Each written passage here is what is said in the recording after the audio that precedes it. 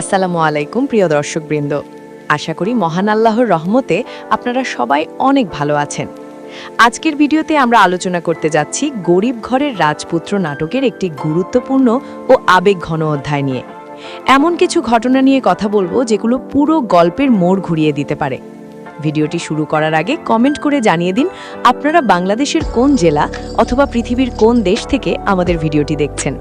আর যদি এখনও চ্যানেলটি সাবস্ক্রাইব না করে থাকেন তাহলে অবশ্যই সাবস্ক্রাইব করে পাশে থাকা বেল আইকনটি অন করে রাখুন। চলুন শুরু করা যাক। দর্শক, গল্প এখন এমন একটি পর্যায়ে এসে পৌঁছেছে যেখানে শুধু সম্পর্ক নয়, মানুষের বিশ্বাস, সম্মান এবং ভবিষ্যৎ সবকিছুই প্রশ্নের মুখে পড়েছে। একসময় অনেক মেঘলাকে নিজের জীবনের সবচেয়ে বড় শক্তি মনে করত, কিন্তু আজ সেই অনিকের মনেই সবচেয়ে বড় সন্দেহ তৈরি হয়েছে। এই সন্দেহের কেন্দ্রবিন্দু হল মেঘলার গর্ভে থাকা অনাগত সন্তান। একটি প্রশ্ন পুরো পরিস্থিতিকে বদলে দিয়েছে। সন্তানটির আসল পরিচয় কি? এই প্রশ্নটি শুধু একটি বাক্য নয়, এটি পুরো মেঘলার জীবনকে নাড়িয়ে দিয়েছে। যে মেয়েটি এতদিন নীরবে সব কষ্ট সহ্য করেছে, আজ তাকে নিজের সততা ও সম্মানের প্রমাণ দিতে হচ্ছে। সবচেয়ে বড় কষ্ট তখনই হয় যখন নিজের মানুষই নিজের উপর বিশ্বাস হারিয়ে ফেলে।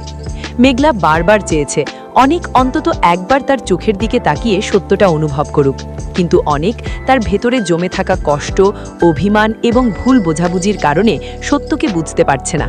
আর যখন সন্দেহ মানুষের মনে জায়গা করে নেয়, তখন সত্য ধীরে ধীরে অস্পষ্ট হয়ে যেতে থাকে। এদিকে মেঘলার জীবন প্রতিদিন নতুন এক যুদ্ধের মতো হয়ে উঠছে। একদিকে শারীরিক ও মানসিক চাপ, অন্যদিকে সমাজের অসংখ্য প্রশ্ন। সবকিছুর মাঝেও সে শুধু একটি বিষয় আঁকড়ে ধরে আছে, তার সন্তানের নিরাপত্তা। কারণ একজন মা নিজের কষ্টের চেয়েও সন্তানের ভবিষ্যৎকে বেশি গুরুত্ব দেয়। কিন্তু সেই নিরাপত্তা কি সে পাবে, নাকি ভাগ্য তাকে আবার নতুন পরীক্ষার সামনে দাঁড় করাবে? এটাই এখন সবচেয়ে বড় প্রশ্ন। অন্যদিকে অনেক নিজেও মানসিকভাবে ভেঙে পড়ছে। সে বুঝতে পারছে না আসলে সত্য কোনটা আর কোনটা সাজানো গল্প। কখনো তার মনে হয় মেঘলাই তার জীবনের সত্যিকারের ভালোবাসা, আবার পরক্ষণেই তার মনে হয় হয়তো সে প্রতারিত হয়েছে। এই দ্বন্দ্ব তাকে প্রতিদিন আরও দুর্বল করে দিচ্ছে। এদিকে মেঘলাও আর আগের মতো নেই। সে এখন আগের চেয়ে অনেক বেশি শক্ত হয়ে উঠেছে। তবে এই শক্ত হওয়ার পেছনে সুখ নেই, আছে কষ্ট, অপমান এবং একাকিত্ব। সে বুঝে গেছে সবাইকে বিশ্বাস করা যায় না, এমনকি নিজের সবচেয়ে কাছের মানুষকেও না। এই অবস্থার মধ্যেই মেঘলা একটি গুরুত্বপূর্ণ সিদ্ধান্ত নিতে শুরু করেছে। সে ভাবছে এই পরিবেশ থেকে দূরে সরে যাওয়ার কথা, কারণ সে চায় তার সন্তান এমন একটি পরিবেশে বড় হোক যেখানে প্রতিদিন তাকে প্রশ্নের মুখোমুখি না হতে হয়। এদিকে গল্পে বৃষ্টির ভূমিকাও ধীরে ধীরে পরিবর্তন হচ্ছে। যে বৃষ্টিকে সবাই স্বার্থপর ও কঠিন মানুষ হিসেবে চিনত, তার ভেতরের অন্য একটি দিক সামনে আসছে।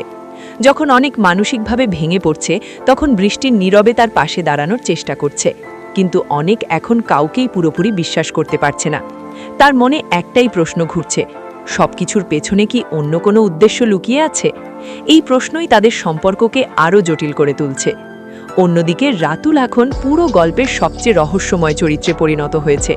সে সরাসরি খুব বেশি কিছু করছে না, কিন্তু তার ছায়া পুরো গল্প জুড়ে ছড়িয়ে রয়েছে। যখনই পরিস্থিতি একটু শান্ত হচ্ছে, তখনই নতুন কোনো রহস্য সামনে চলে আসছে। তার আসল উদ্দেশ্য কি? সে কি শুধুই প্রতিশোধ নিতে চাইছে, নাকি এর পেছনে আরও বড় কোনো পরিকল্পনা রয়েছে? এই প্রশ্নগুলোর উত্তর এখনও অজানা। এদিকে অনিকের ভেতরের দ্বন্দ্ব আরও বেড়ে চলেছে। একদিকে ভালোবাসা, অন্যদিকে সন্দেহ। এই দুইয়ের মাঝখানে দাঁড়িয়ে সে ধীরে ধীরে মানসিকভাবে ভেঙে পড়ছে। অন্যদিকে রাতুল তার সুযোগ কাজে লাগাতে শুরু করেছে। সে সরাসরি সামনে না এসে এমন কিছু পরিস্থিতি তৈরি করছে যার ফলে সবাই একে অপরকে ভুল বুঝতে শুরু করছে।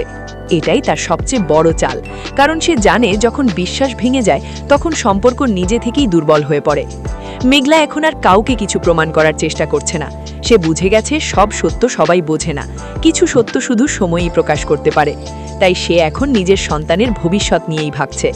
কিন্তু ঠিক এই সময়ই নতুন কিছু তথ্য সামনে আসতে শুরু করে, যে তথ্যগুলো রাতুলের তৈরি করা গল্পের সঙ্গে পুরোপুরি মিলছে না। এবং এখান থেকেই অনিকের মনে প্রথমবারের মতো সন্দেহ তৈরি হয়। সে কি ভুল মানুষকে দোষ দিচ্ছে? এই প্রশ্ন তার ভেতরের পুরো পৃথিবীকে নাড়িয়ে দেয়। ধীরে ধীরে রাতুলের কিছু গোপন পরিকল্পনা সামনে আসতে শুরু করে। আর তখন বোঝা যায় এতদিন সবাই কারো না কারো খেলায় আটকে ছিল, কিন্তু আসল খেলোয়াড় কে?